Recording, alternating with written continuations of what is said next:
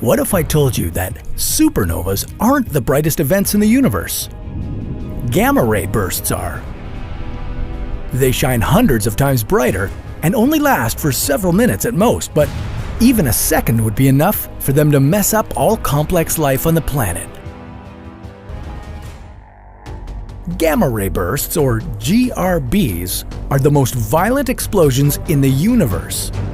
They occur when two neutron stars collide and form a black hole, or when a black hole swallows a neutron star, or when a star goes supernova. They're outside the spectrum of visible light. That's why you can't see them with your naked eye. They're outside the spectrum of visible light.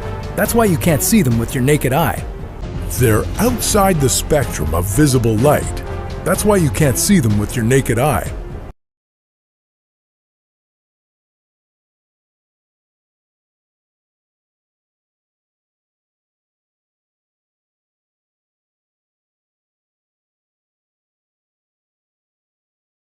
They're outside the spectrum of visible light. That's why you can't see them with your naked eye. But you'd feel their effect if they were to hit the planet. Growing up, you were probably taught that there were three primary colors: red, blue, and green. Only that's not completely true. There's actually three other primary colors, one of which doesn't really exist. Let's talk color theory. Actually, bear with me. This is cooler than it sounds. So anybody who's worked at a print shop can tell you that the primary print colors, the primary inks and pigments, are not red, blue, and green. They're actually cyan, magenta, and yellow. And then they add K for black, so CMYK color space. Why a K for black? Because reasons? CMYK is what they call subtractive color, meaning that if you combine them all together, you get black. That's what pigments do. RGB is additive, meaning when you add them all together, you actually get white. This is what light does. And this is the color scheme that's used in video screens. Any device you might have that you're looking at, it's actually made up of pixels. And those pixels are made up of three different components of red, blue, and green light. And by altering the intensities of those different colors, you can create any color on the spectrum. The spectrum of visible light, as you probably know, is just a small sliver of the entire electromagnetic spectrum, which goes from radio waves all the way up to gamma rays. What we can see, everything that we can see, is only in one tiny sliver of wavelengths. What we can see, everything that we can see, is only in one tiny sliver of wavelengths. What we can see, everything that we can see, is only in one tiny sliver of wavelengths. Now, if you blow that spectrum up, you wind up with that rainbow pattern that we all are familiar with red down at the end with the longest wavelengths at around 700 nanometers, blue on the other end of the spectrum at around 450. And when those wavelengths enter our eyes, they connect with cells at the back of our retinas called rods and cones. Now, rods only measure the intensity of light. They don't see color at all. The cones, on the other hand, do see colors, and we have three of them: red ones, blue ones, and green ones that are all specifically attuned to those wavelengths. This is known as trichromacy. Now, obviously, we see colors other than red, green, and blue, so when a different wavelength of color enters the eye, say yellow, it activates the red and green cones, and your brain splits the difference, and you see yellow. Same on the other side of the spectrum. Combine green and blue, and you get cyan. Yellow and cyan, you might remember, are the subtractive primary colors. Magenta should be a combination of red and blue, but the halfway point between red and blue on the spectrum is green. But obviously, we don't see green. We see a color that is nowhere on the light spectrum. Our brain just makes it up. So even though magenta is one of the primary pigment colors that you can combine with the other colors to make all the different colors that we experience out there in the world, it doesn't have an actual wavelength associated to it. It is completely made up in our brains. Now, of course, this is how a person with normal vision sees the world, and there are people out there with different types of color blindness. The most common one is known as anomalous trichromacy. So they do have all three of their cones, but they kind of overlap in the wavelengths that they detect. A less common type of color blindness is called dichromacy, which, as you can imagine, means you only have two different types of cones. And then there's monochromacy, meaning you don't have any cones at all. It's just rods, and you see the world only in whites, blacks, and grays. But there are people whose color sensitivity goes in the other direction, because instead of having three cones, they've got four. It's called tetrachromacy, and the people who have it see the world in a different way, with supersight. People with tetrachromacy, also known as tetrachromats, have something in common with cats, or at least a certain breed of cat. Calico cats, you might be familiar with them, are made up of orange and black patches that are made by a combination of one parent that's a black cat and one parent that's an orange cat. Instead of the cat just inheriting the genes for being a black cat or being an orange cat, those black and orange genes kind of battle it out when it's just an embryo, just a few hundred cells. So some cells get the orange genes, some cells get the black genes, and then as those cells divide, they become patches. The thing is, this patching can only occur with competing X chromosomes, meaning that this is only possible when you have two X chromosomes, or a female cat. Therefore, all calicos are female. But you know what you can also get from competing X genes? Tetrachromacy. So all tetrachromats are females. And other animals, especially insects, can see in all kinds of wavelengths that we can't see, but the mantis shrimp is what really takes the cake. It has 16 different types of photoreceptors in its eyes. There's just so much in the electromagnetic spectrum that we just can't see. It kind of seems like a waste, but what if we could see in those wavelengths? Now, if you could actually see UV light, it would be kind of everywhere. UV light is, especially in the daytime, that's why we have to wear sunscreen. That's what penetrates our skin and causes problems there. But at night, the stars would be like super lit up and bright. It would be a fantastic looking scene. You would probably also see ultraviolet light coming out of most light bulbs. But what if you could see the entire electromagnetic spectrum? It might be kind of overwhelming because there's a whole lot of it that comes out of the sun, not to mention TV signals, audio, GPS, Wi-Fi. It would just be everywhere. Now microwaves, that might actually be kind of a nightmare because you would be constantly bombarded from light from the Big Bang. Light from the early universe has been stretching throughout all this time, so we actually perceive it now as the cosmic microwave background radiation, which means at night the entire sky would be lit up with microwave radiation. Like it would be as bright as in the daytime, except it would be coming from all directions. Get the electromagnetic spectrum. What we see as light is only a small part of the electromagnetic spectrum. The electromagnetic spectrum refers to the many types of radiation released from stars, including our own sun. Electromagnetic radiation travels in waves. Frequency describes how many waves per second a wavelength produces. Wavelength measures the length of an individual wave in meters. Scientists describe the electromagnetic spectrum as a long line. At one end lie radio waves, with the longest wavelengths and lowest frequencies in the spectrum. A single radio wave has the length of a football field. After radio waves come microwaves, which produce more energy due to shorter wavelengths and higher frequencies. Cell phones, radar, and microwave ovens use microwaves. Next comes infrared light. The sun, fire, living creatures, and other heat sources all produce infrared light. While we cannot see infrared light, we feel it as heat. Visible light occupies a narrow slice of the electromagnetic spectrum, nestled between infrared and ultraviolet light. Red wavelengths have the lowest frequencies and longest wavelengths of visible light. As you move from red through orange, yellow, green, blue, and finally violet, wavelengths shorten and frequencies increase. From visible violet light, we move into ultraviolet frequencies. Human skin produces vitamin D when exposed to ultraviolet light, but excessive ultraviolet light causes sunburns. Next, X-rays, which pass through soft tissue but not denser materials such as bone, making them valuable for medical tests. X-rays also have security applications such as airport baggage checks. Gamma rays produce even shorter wavelengths, higher frequencies, and more energy. In comparison to the football field-sized wavelengths of radio waves, gamma ray wavelengths are as small as atom nuclei. The next clue came from early work with that, a glass prism. An intense beam of ordinary white light is made to pass through a narrow slit and then through the prism. The result is to spread the white light out into its constituent rainbow of colors. This rainbow pattern is called a spectrum. Think about it. White light enters the prism. What comes out of the prism is colored light. Lots of colors. Where did they come from? They must have been hiding in the white light. White light must be a mixture of many colors. Here we see the spectrum running from violet, blue, green, yellow, orange to red. Since we see these colors, we call this the spectrum of visible light. The sun emits lots of visible light. The air is transparent to it, so our eyes evolved to work in visible light. But there are many other frequencies of light which our eyes can't detect. Beyond the violet is the ultraviolet. It's just as real, but you need instruments to detect it. But there are many other frequencies of light which our eyes can't detect. Beyond the violet is the ultraviolet. It's just as real, but you need instruments to detect it. It's just as real, but you need instruments to detect it. Beyond the ultraviolet are the X-rays and then the gamma rays.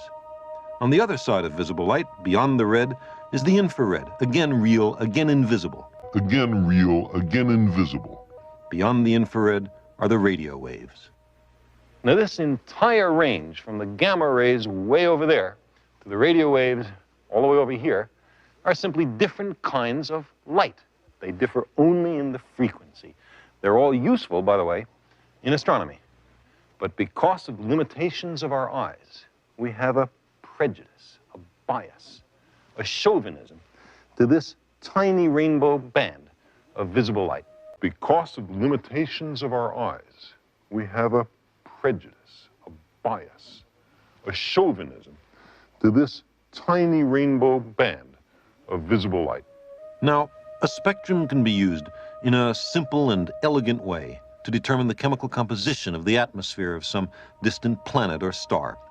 Different atoms and molecules absorb different frequencies or colors of light, and those absorbed or missing frequencies appear as black lines in the spectrum of the light we receive from the planet or star.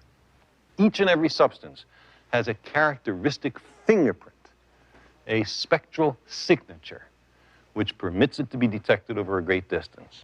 Suppose you have a sphere, and I live in a two-dimensional world, and you take this hollow sphere, so it's a shell, and you pass that sphere through my two-dimensional universe. How will I describe that? I will say, this point just appeared out of nowhere. Oops, now it's a circle, a small circle. And that circle's getting bigger by the moment. Oh my gosh, oh, it reached a maximum size. Now that circle is just shrinking. It's shrinking. Oh, now it's a point. Now the whole thing disappeared. This would be completely freaky to a two-dimensional being. But it makes complete sense if you live in 3 dimensions and you pass a sphere through my universe. So, who is to say that some of the mysterious things we are describing accurately, but don't otherwise make sense in a higher dimension? And these are just the manifestations of higher dimensional phenomena in our world.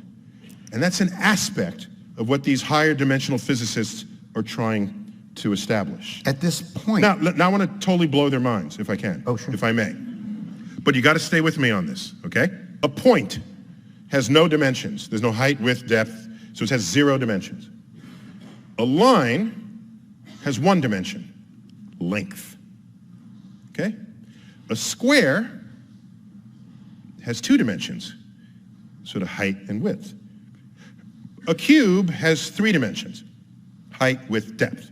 We got this. Now follow me. A line is 1-dimensional, but it's bounded by 2 0-dimensional things. Those are the points. 1 dimension bounded by 2 0-dimensional points. A square is 2 dimensions bounded by 4 1-dimensional sides. A cube is 3 dimensions bounded by 6 2-dimensional sides. So in other words, the dimensions of your sides are going up. Your line is bound by 0-dimensional points. Your square is bound by 2-dimensional lines. I mean, by 1-dimensional sides. The cube is bound by 2-dimensional squares. Okay? So we're going up 2, 4, 6. 2 points, 4 sides of a square, 6 sides of a cube. and each side is one dimension less. They're squares on the sides of a cube. They're lines on the side of a square. They're dots on the sides of a line. Let's go up to a four-dimensional cube. A four-dimensional cube has 8 sides.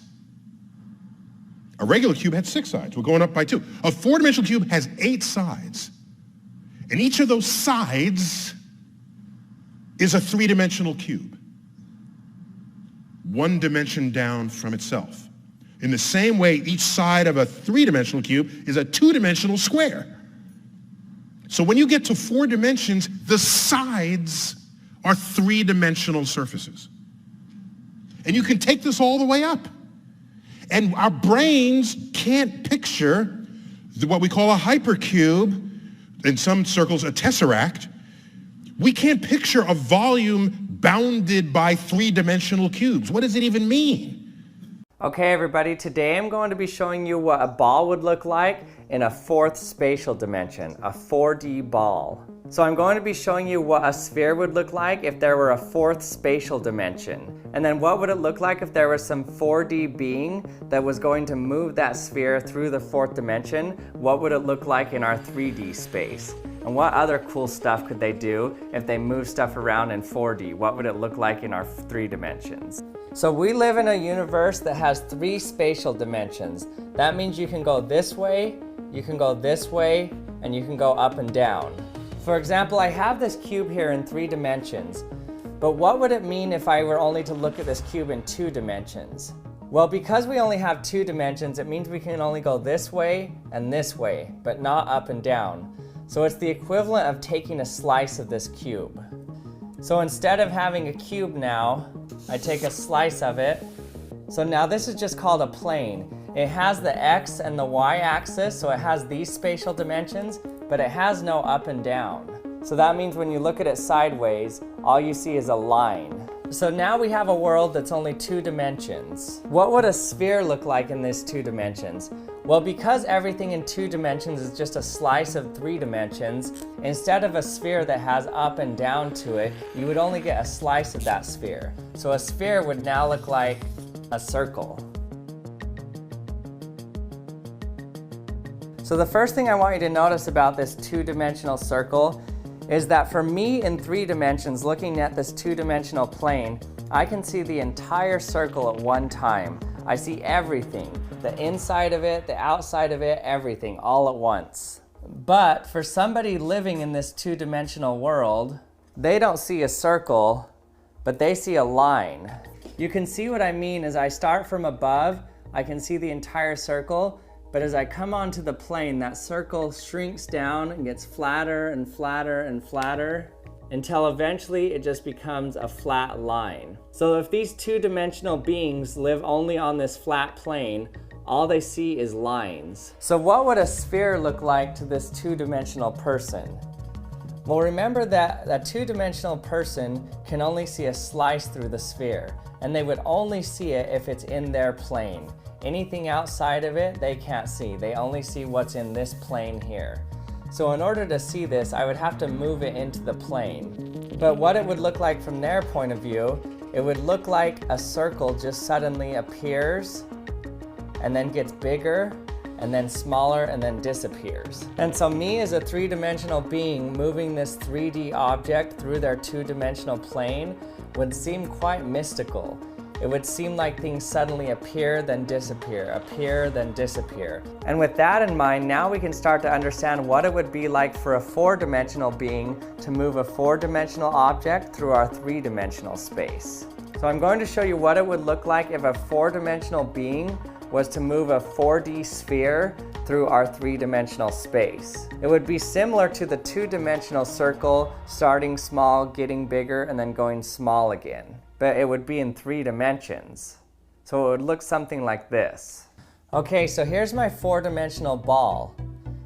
And what you're actually seeing is the very tip of the 4-dimensional ball. This is the small circle, but because we're in 3 dimensions, it's the small sphere at the tip of the 4th dimensional ball. And I can move it around and do anything that I want with it. But watch what happens when I summon the powers of a fourth dimensional being to move the ball through the fourth dimension and through our 3D space? Well, it would look something like this. Okay, they're moving it through the fourth dimension, and as he's moving it, it's getting bigger and bigger and bigger.